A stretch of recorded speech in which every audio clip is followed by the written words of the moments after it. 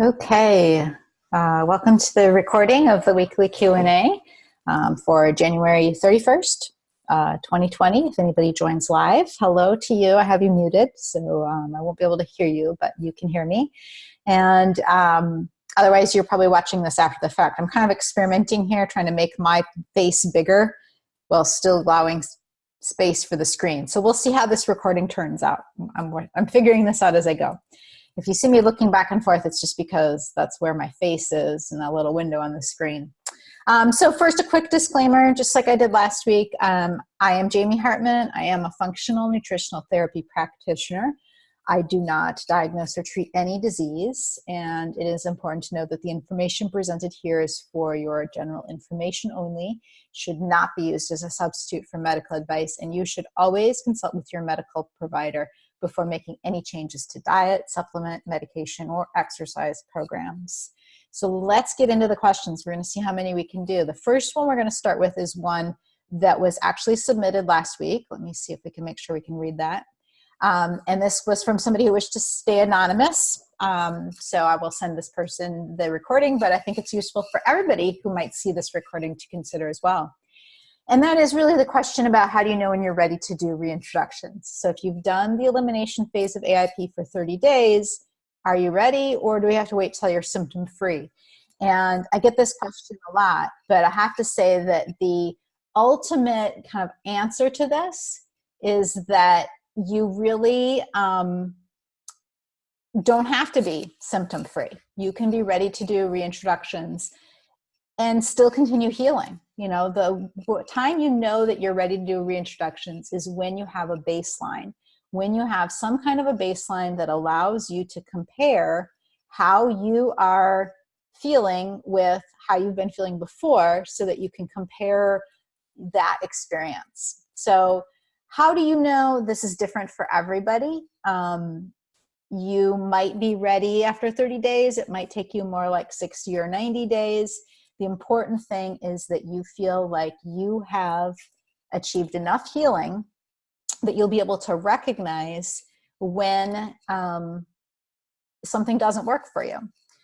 Important to remember that longer is not always better. In fact, we often tell people that if they have been doing the elimination phase of AIP for 90 days, then it is probably time, if they don't start to feel much improvement, to be doing some troubleshooting, because simply continuing to do the same thing you've been doing is not going to suddenly just magically start working.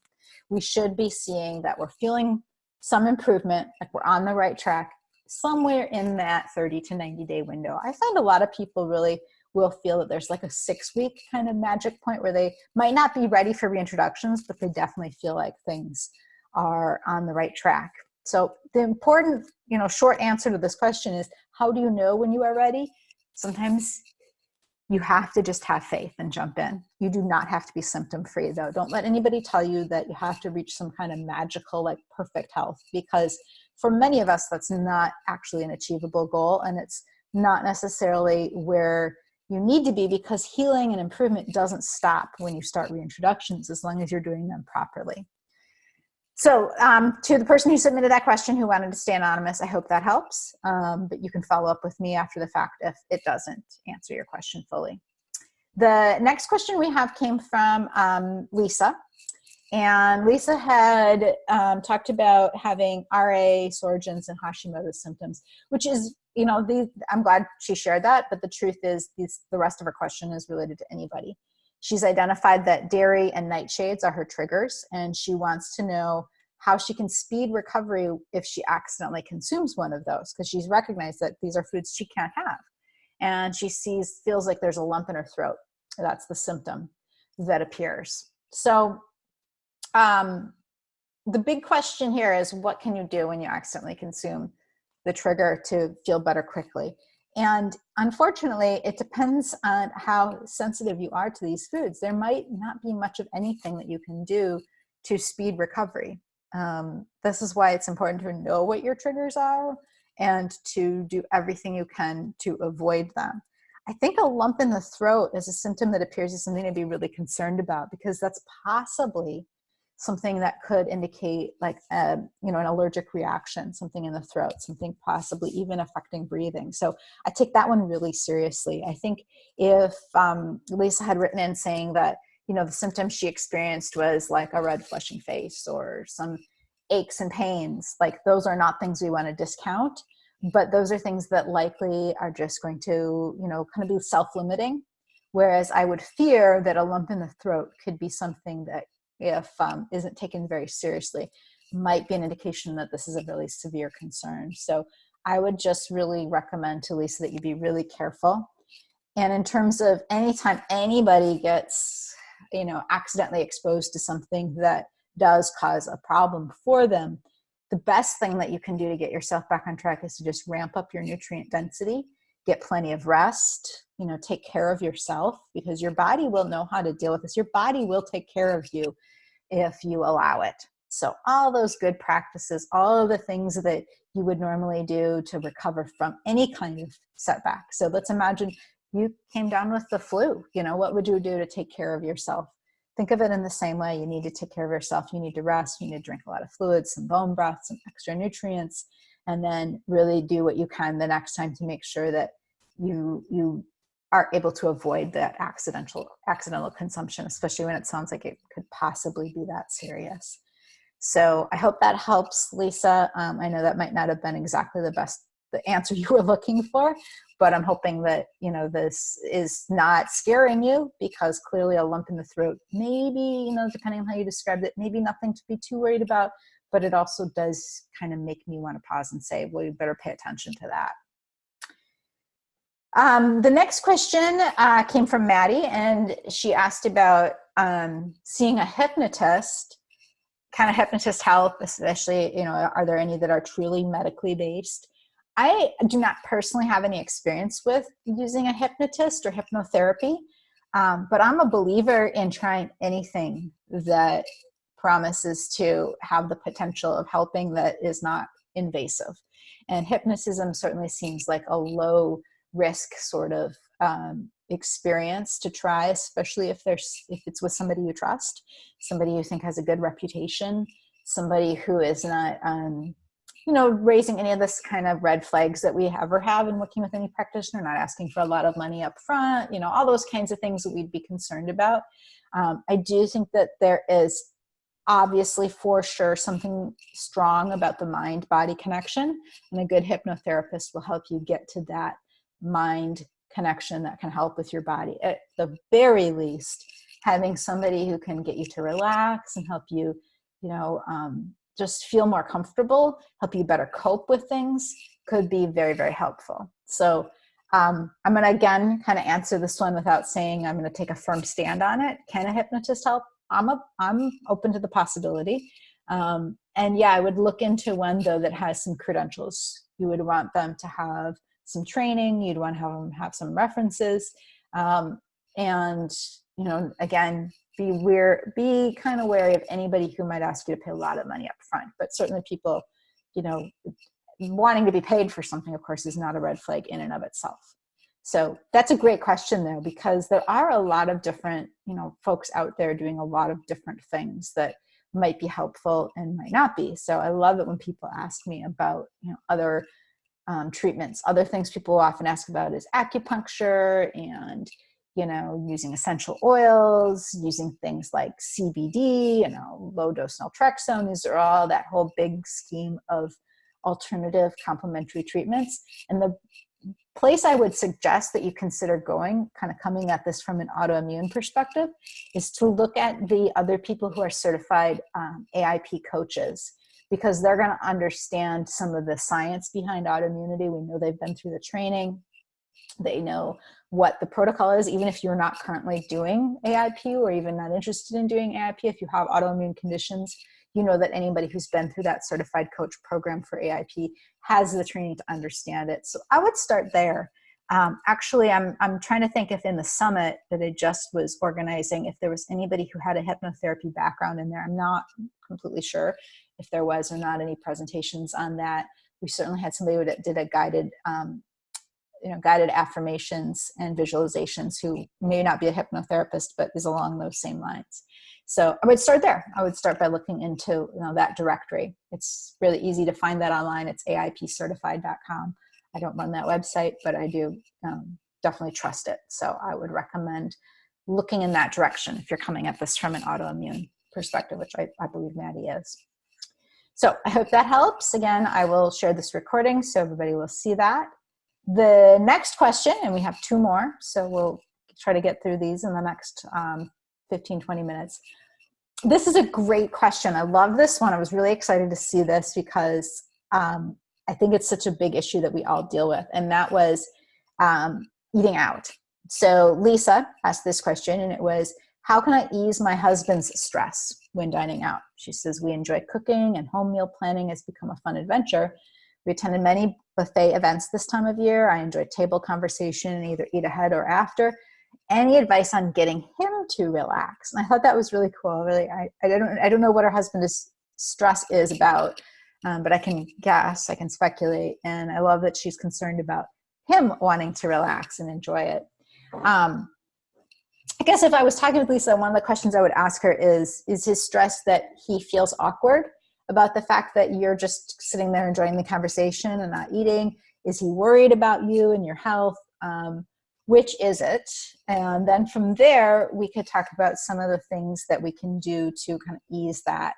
I always, whenever I'm talking with people about eating out or interacting in a social situation with food, I always go back to the idea that the people you're with are going to reflect back and mirror back whatever attitude you're putting out.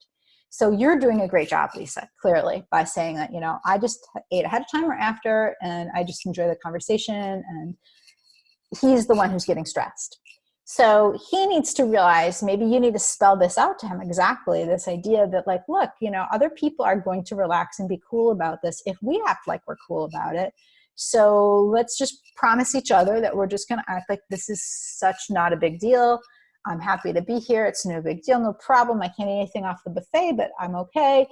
He could even maybe have a couple stock lines that he can say. He can maybe be your guide, your help. Like one thing my husband and I will do is that, like, if I end up in a situation where none of the food works for me, he'll kind of take the pressure off of me by maybe taking my plate, at some point, so that somebody eats some of the food that I had sitting on it that I wasn't eating. So we aren't calling attention to the fact that I'm not eating. But I'm also a big believer in, like, who cares if you're not eating, You just be cool about it and say, oh, yep, I've got a few dietary restrictions. So just to be on the safe side, I'm not eating anything here. I ate before I came, but let's change the subject and talk about something that is interesting to you. Hopefully that his concern is coming, his stress coming from a place of love and wanting to be able to support you. And so if he can see that the way he can support you is to act like this is no big deal, maybe that he can fake it till he makes it, and that will help. So I would just do what you can to help him understand what you need exactly. And at some point, you can't control everything. So if he's going to be stressed, you might have to just give him space and let him be stressed. That's certainly an experience I've had to deal with, is recognizing I can't smooth it over for everybody.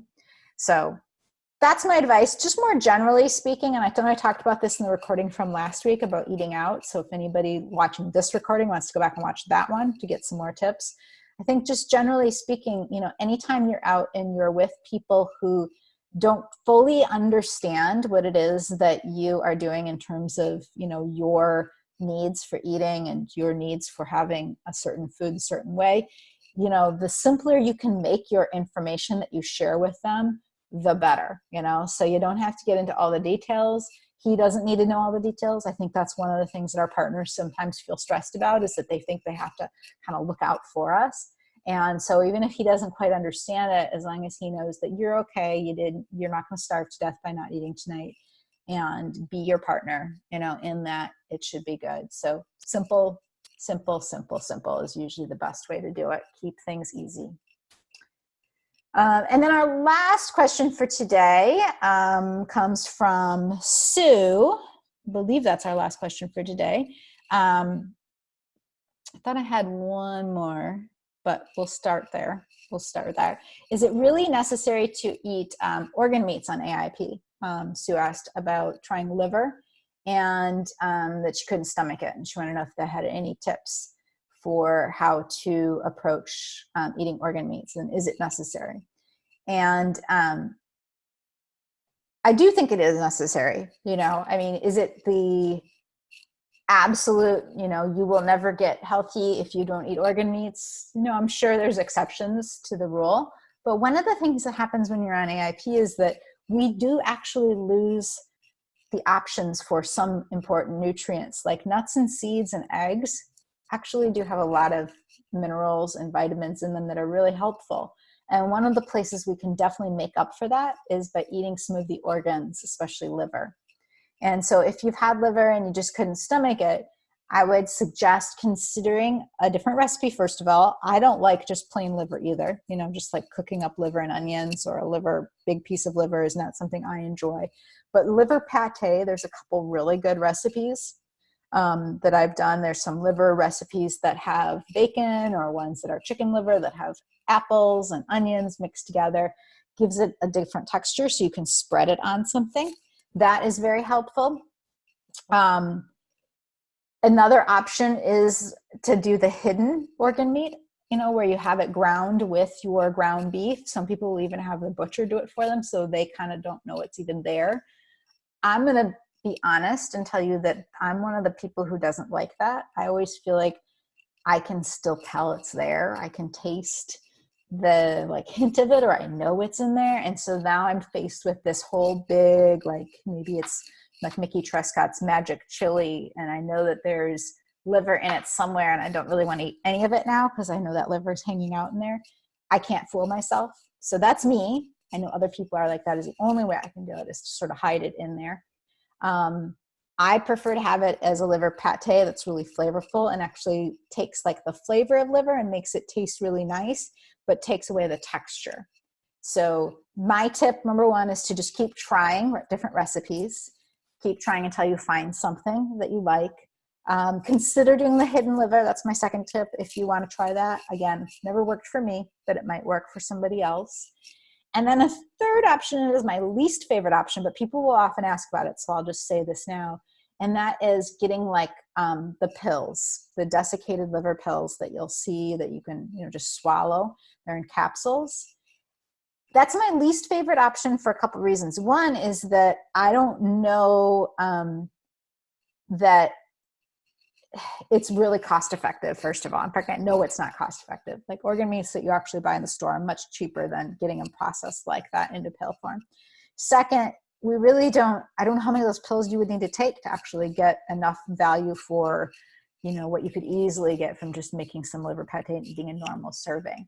And then I also think that there's some sort of wisdom in our body, that our body tends to do better when it can taste something, because that prepares it to assimilate those nutrients better. So I'm not a huge fan of taking those pills, but if it's the only way that you will do it, at least it's better than nothing. So there's a couple different brands. There are ones that I really couldn't vouch for, but I would look for something that has very few added ingredients, something that you feel like comes from a company that's reputable. But again, if you can try to get it just from your grocery store and you can see the liver in front of you, or from a farmer, even better, you know what you're getting then. Whereas when you're getting it in a bottle and it's all encapsulated, you really don't know for sure what it is. But it does take away the taste issue.